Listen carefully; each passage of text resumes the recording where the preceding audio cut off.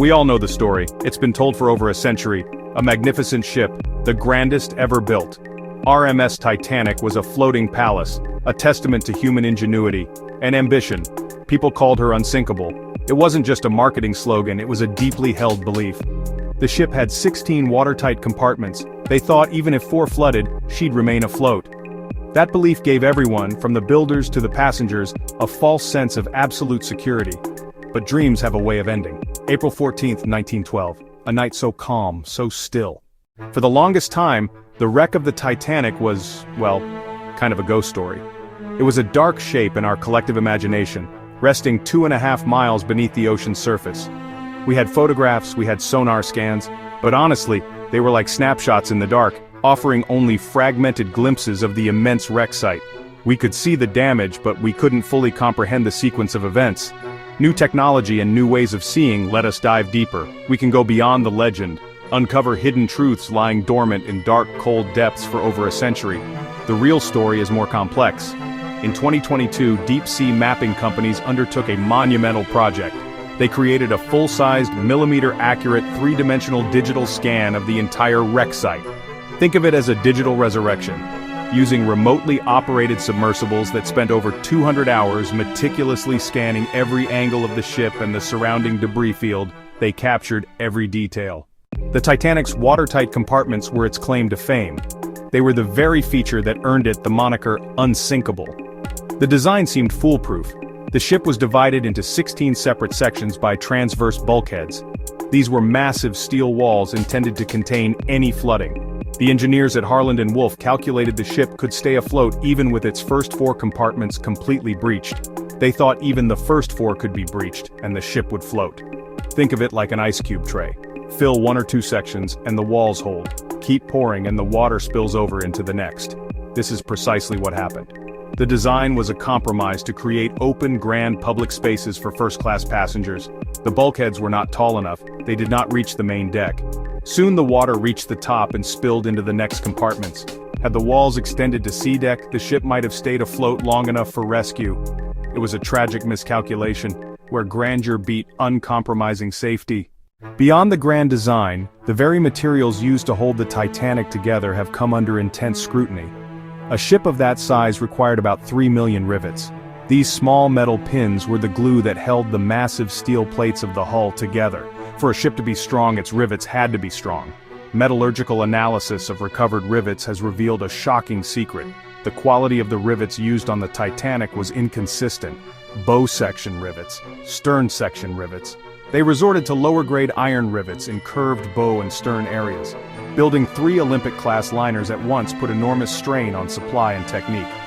The iron rivets contained slag inclusions that made them brittle, especially in freezing temperatures. When the Titanic collided with the iceberg, the impact occurred on the bow, where these weaker rivets were used. Forensic analysis suggests the heads of brittle iron rivets popped off. Instead of one long gash, the seams simply came apart, letting water in through many small gaps. A ship is only as strong as its weakest link. Another story, long dismissed as a fringe theory, is now gaining credibility. Modern analysis of historical photographs. Photographs at the Belfast shipyard show a long dark mark on the starboard hull. A 30-foot smudge sits where the iceberg later struck. This theory suggests the Titanic was weakened by a fire smoldering deep in a coal bunker. Coal can spontaneously combust, and a deep coal fire can smolder for days or weeks. Evidence points to a fire in coal bunker number 6. It burned during the journey from Belfast to Southampton and out into the Atlantic. The crew knew about it and tried to fight it by removing burning coal to feed the furnaces.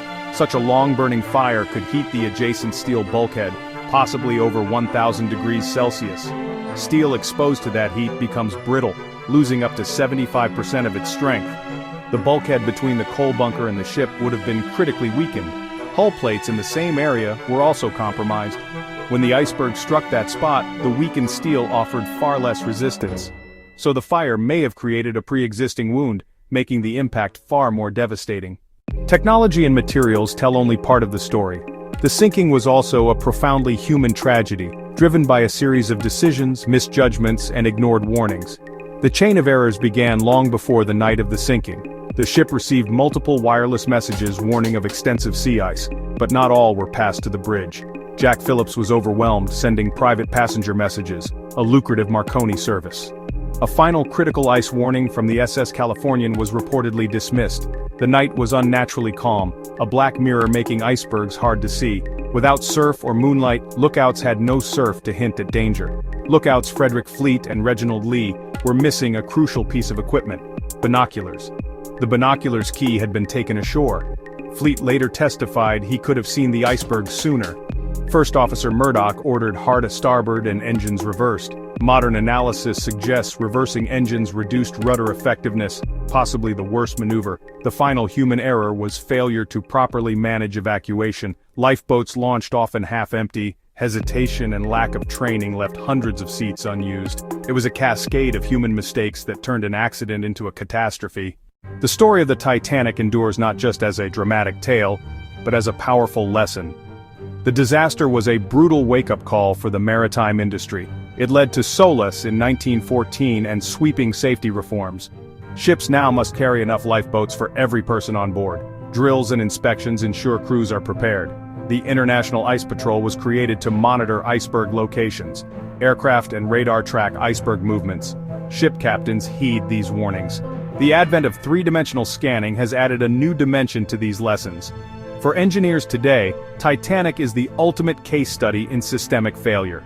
It shows how small compromises can create catastrophic vulnerabilities. By studying the wreck, we honor the lost and arm ourselves to prevent a repetition. The ghost of the great ship, resting in the eternal dark, still has much to teach us. We must listen.